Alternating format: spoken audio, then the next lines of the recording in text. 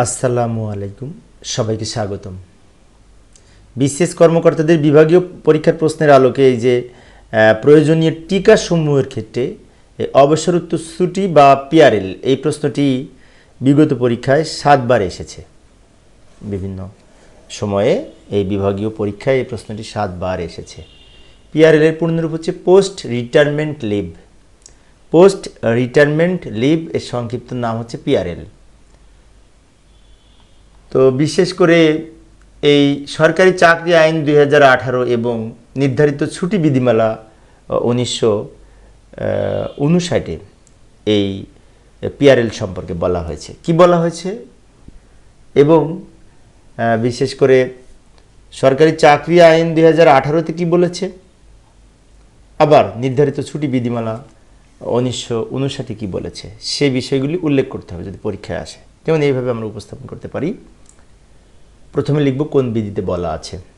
দুইটা বিধিতেই যেহেতু বলা আছে, দুইটাই এখানে উল্লেখ করব। যেমন সরকারি চাকরি আইন 2018 বিধি 47, সরকারি চাকরি আইন 2018 এর বিধি 47 এবং নির্ধারিত ছুটি বিধিমালা 1959 এর বিধি 10-এ এই অবসর উত্তরসূরি বা পিআরএল সম্পর্কে বলা হয়েছে। আমি আরেকবার রিপিট করতেছি, লক্ষ্য করি। সরকারি চাকরি আইন 2018 বিধি 47 এবং নির্ধারিত ছুটি বিধিমালা 1959 এর বিধি 10-এ বলা আছে। ওখানে 47, এখানে 10-এ এই অবসরোত্তর ছুটি বা পিআরএল সম্পর্কে বলা আছে।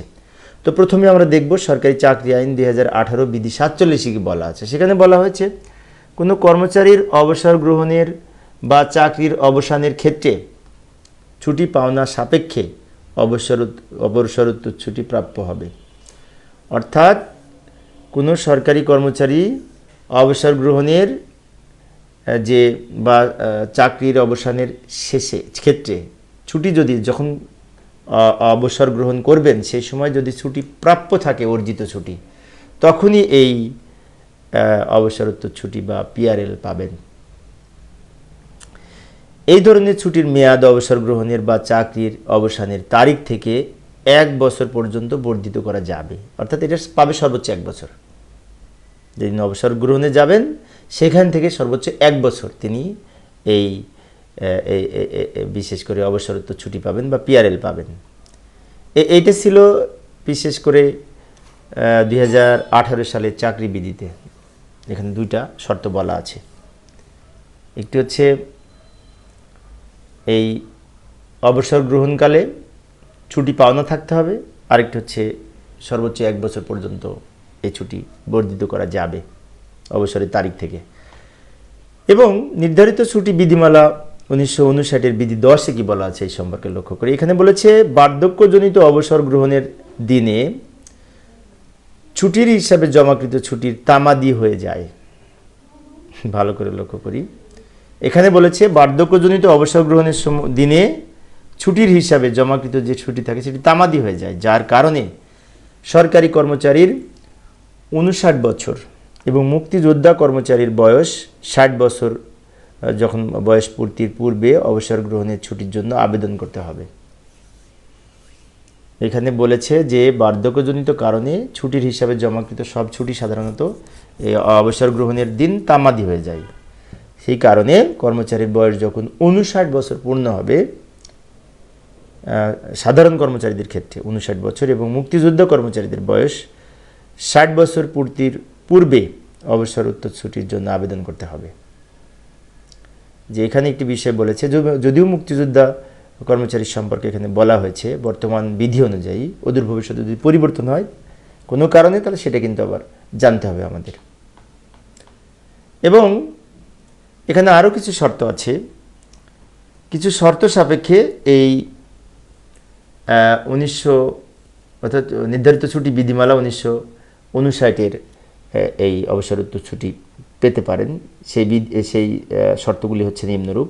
যে তারিখ থেকে অবসরোত্তর ছুটি ভোগ করতে ইচ্ছুক ওই তারিখের কমপক্ষে 30 দিন পূর্বে আবেদন করতে হবে। অর্থাৎ যে তারিখে তিনি পিআরএলে যাবেন তার 30 দিন, কমপক্ষে 30 দিন আগে আবেদন করতে হবে। এবং যে তারিখ থেকে অবসরোত্তর ছুটি ভোগ করতে ইচ্ছুক আবেদনপত্রে উক্ত তারিখও উল্লেখ করতে হবে। তিনি যে তারিখ থেকে এই পিআরএলে ছুটি ভোগ করতে চান ওই তারিখ উল্লেখ করতে হবে এবং আবেদনে ছুটির মেয়াদও উল্লেখ করতে হবে। তা ছুটির মেয়াদটা কতদিন থাকবে বা কত মাস থাকবে বা বিশেষ করে এর মেয়াদটা অবশ্যই উল্লেখ করতে হবে।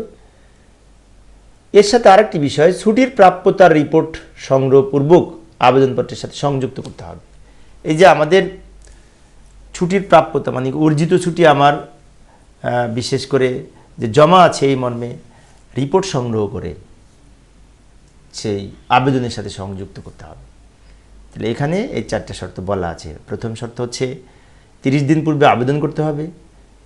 পরবর্তী শর্ত হচ্ছে এই যে তারিখ থেকে পিআরএল ভোগ করতে ইচ্ছুক ওই তারিখ উল্লেখ করতে হবে, ছুটির মেয়াদ উল্লেখ করতে হবে এবং ছুটির প্রাপ্যতার রিপোর্ট আবেদনপত্রের সাথে সংযুক্ত করতে হবে। এই ছিল আমাদের এই অবসরোত্তর ছুটি বা পিআরএল সম্পর্কে সংক্ষিপ্ত এই বিধির আলোকে আলোচনা। তো পরীক্ষায় যদি আসে তাহলে আমরা এই বিধির আলোকে ইনশাল্লাহ লিখলেই হয়তো বা ভালো মার্কস পাবো পরীক্ষায়। আমি মূলত পরীক্ষার জন্যই একটু উপস্থাপন করার চেষ্টা করেছি, অনেকের হয়তো উপকার হবে, কারণ শুনলে এবং দেখলে বেশি মনে থাকে। তাই লেখাগুলো আমি উপস্থাপন করেছি, এটা দেখার পাশাপাশি যদি শুনি তাহলে আমার তো দ্রুত মুখস্থ হয় আর কি, আমার মনে থাকে বেশি। এই জন্য আমি আলোচনা করি, মাঝে মাঝে আমি নিজেও দেখি। তো পরিশেষে সবাই ভালো থাকবে এবং সুস্থ থাকবে এই কামনায় খোদা হাফেজ।